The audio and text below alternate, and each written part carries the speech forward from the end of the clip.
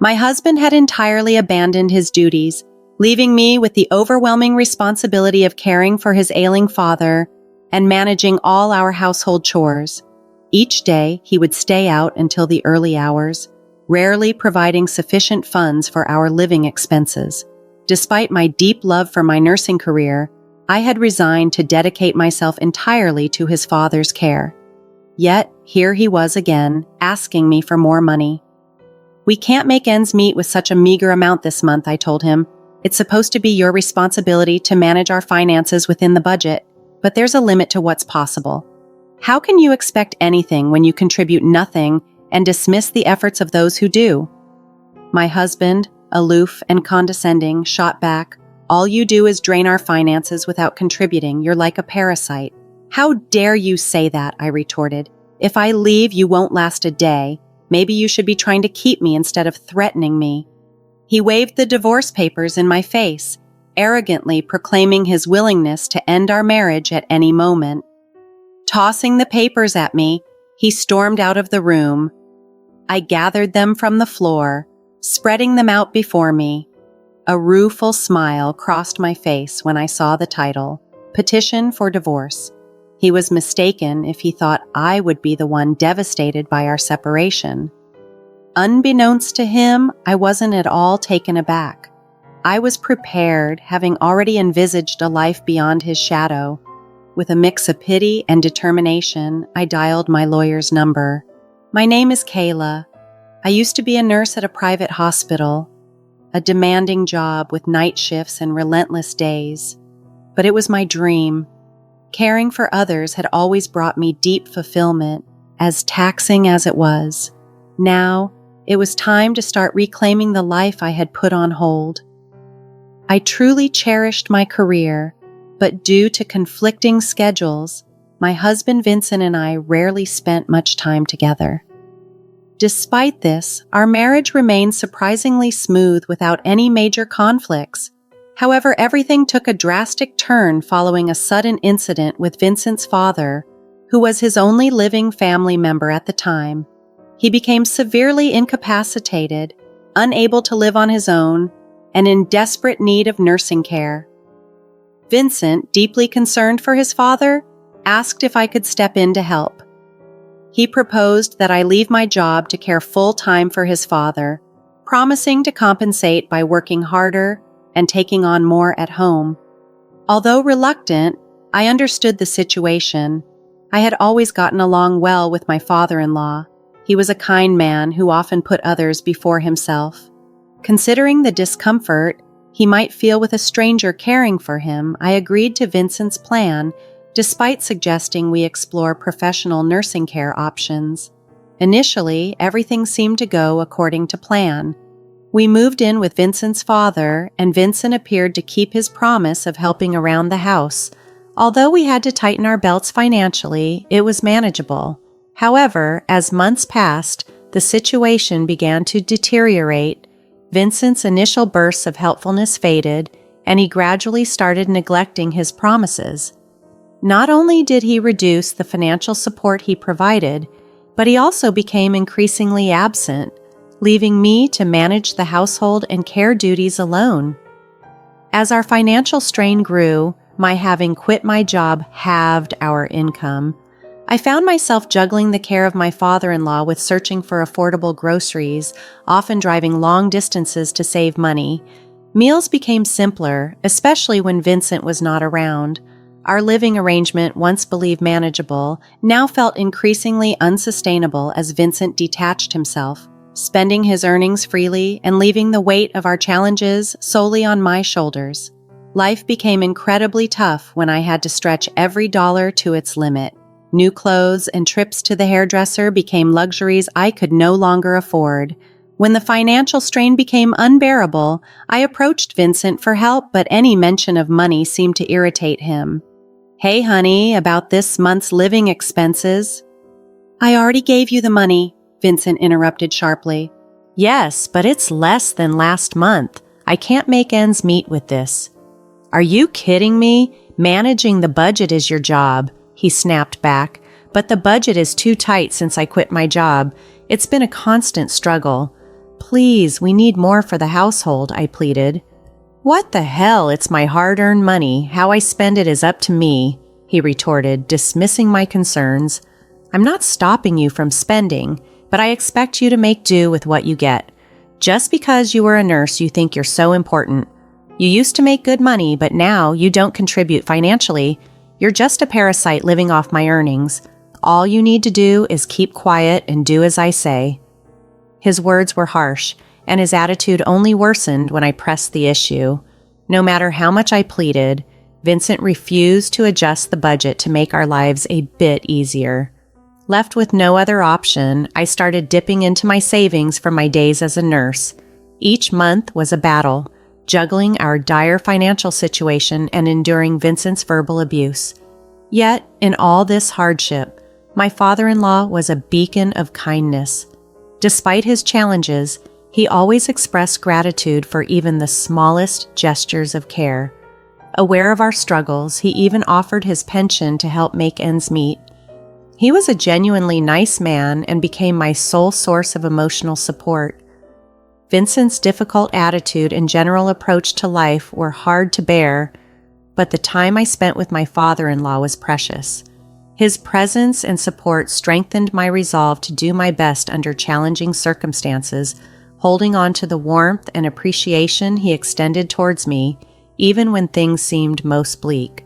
My brief moments of joy were tragically short-lived. Nearly 3 years into caring for him, my father-in-law passed away unexpectedly. That day, I traveled a bit further to the supermarket to take advantage of a special sale. Although I was concerned about leaving him alone, he reassured me with a smile and encouraged me not to worry. With his encouragement, I left with a peaceful heart, believing he was fine. Tragically, while I was away, he collapsed and never recovered. The guilt of not being there at that crucial moment haunted me deeply. I replayed the decision to leave him alone over and over, and the tears just wouldn't stop. Despite the overwhelming grief, I knew I couldn't dwell on my regrets forever. It was time to arrange his funeral. Vincent took on the role of chief mourner, but only for appearances. Behind the scenes, he left the bulk of the funeral preparations to me. Considering how much my father-in-law had supported me, I preferred handling the arrangements myself rather than risking Vincent's negligence. Despite the suddenness of it all, I threw myself into making the arrangements, which gave me a temporary escape from my sorrow. The process was grueling. I was so engrossed that it felt like my head was spinning, but it did help pull me out of my depression. Although it was infuriating to see Vincent yelling instructions one moment and then idly watching TV the next, I was determined to honor my father-in-law's memory properly.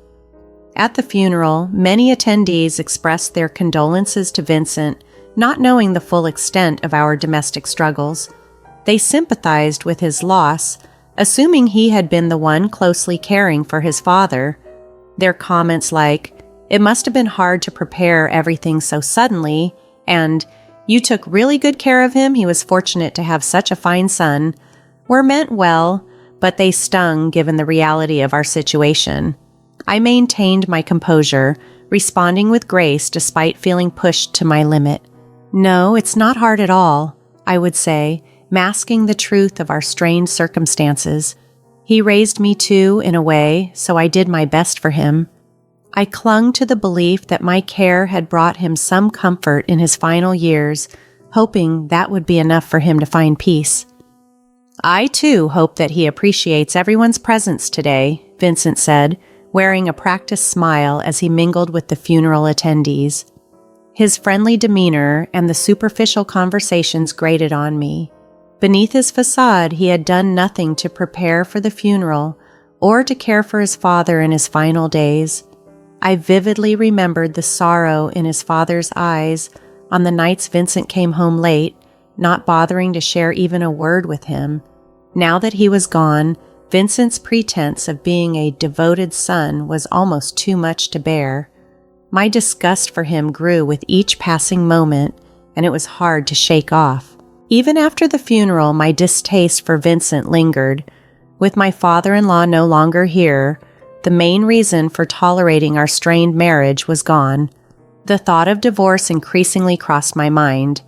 I was torn, feeling both the revulsion towards him and the uncertainty of making such a big decision. I was procrastinating, unsure of what to do, held back by the remnants of a life that once was. The routine was the only thing keeping me going, but then an unexpected incident gave me a startling insight. One evening, I went to the local supermarket, only to find they were out of a seasoning I needed. Deciding to try another store a little further away, I made my purchase and headed outside. That's when I spotted Vincent, who was supposed to be at work. Curious and cautious, I kept my distance, watching him. He looked around nervously before entering a building. Above the door hung a large sign for a consumer finance company, a name I recognized but never expected to be part of our lives.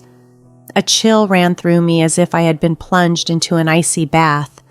My whole body reacted viscerally to the implications of what I was seeing, yet my mind was eerily calm and clear.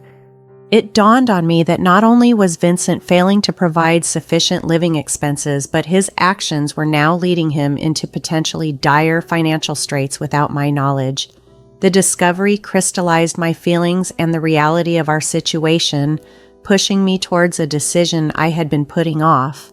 It was a revealing moment, one that underscored just how far apart our lives and values had drifted.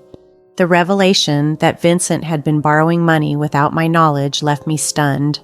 I found myself questioning how long and how extensive his debts were. At that moment, the decision crystallized in my mind. I needed a divorce. I could no longer envision a future with someone who concealed such significant aspects of our financial lives. My dwindling feelings for him evaporated completely. That evening, I waited for him in the living room, the decision heavy but clear in my mind. When he finally walked through the door, the conversation that followed was terse. "Evening, Vincent. You're back late." "Yikes, what are you doing up so early? What's wrong? Can I stay awake?" he retorted, clearly annoyed. "Nothing's wrong. I just want to go to bed," I replied, my tone flat. "Of course you do. You've been out until now, after all," he said, dismissing my concerns. "If you're going to be sarcastic, save it. I'm exhausted from working, unlike you," he snapped. "Right, I'm sorry," I said, pausing for a moment to gather my thoughts. "Actually, I have something important to tell you. Let's get a divorce." "Huh? What are you saying all of a sudden?" "I've been thinking about it for a while now," I continued calmly. "You've been living off me, and yet you ask how I will survive after the divorce? You hardly provide enough for me to live on as it is. Besides, as a nurse I managed before and I can manage again. If using money is such an issue, then yes, I think a divorce is the best step." Stunned, he locked himself in the bedroom. The next day, true to his word, albeit reluctantly, he took a day off and accompanied me to our lawyer. He signed the divorce petition with a heavy thud on the lawyer's desk. Our separation turned out to be simpler than I had expected. Throughout, Vincent kept mumbling about regret, but I chose to ignore him. I decided to return to my parents' home temporarily. Upon explaining the situation, they offered their full support. Encouraged by their backing, I began packing up my belongings, ready to start anew, free from the weight of a marriage that had become untenable. While sorting through my things, I decided to clean my father-in-law's room one last time. In a chest of drawers, I stumbled upon his will. Curious but composed, I informed Vincent, who, to my surprise, showed an unexpected burst of excitement. He tore open the envelope and devoured the contents with eyes wide. However, his enthusiasm quickly turned to dismay as he read it aloud, mumbling that there must be some mistake. From the document he hastily dropped beside him, I gathered that the will left several stocks which his father owned to me. Additionally, it included a heartfelt letter expressing gratitude towards me. Vincent, in disbelief, protested, "No, this can't be true. I'm the only son. Normally I inherit everything, don't I?" "That may be so, but the will clearly states otherwise," I replied calmly. "This is ridiculous. This can't be valid," he sputtered. But the signature of his father was unmistakable. The shock was too much for him. He fainted and collapsed on the floor. Quickly, I called an ambulance, but as I watched the paramedics take him away, I felt like I was already removed from his life. There seemed no reason to delay my departure any longer, so I finished packing and left for my parents' home. Once settled, I reached out to one of Vincent's relatives who had always been kind to me to inform her about the divorce. She listened intently, her expression growing more pained as I recounted my story. After I finished, she embraced me warmly, her demeanor awkward and troubled. She then revealed in a hushed voice that Vincent had accrued a substantial gambling debt long before we moved in with his father, a habit that had started shortly after we got married. His frequent visits to consumer finance companies had even sparked rumors in our small community. Her revelations added a new layer of understanding to the struggles we had faced, confirming that my decision to leave was justified. The support from Vincent's relative was comforting, reaffirming that I was not alone in recognizing the difficulties brought on by his actions.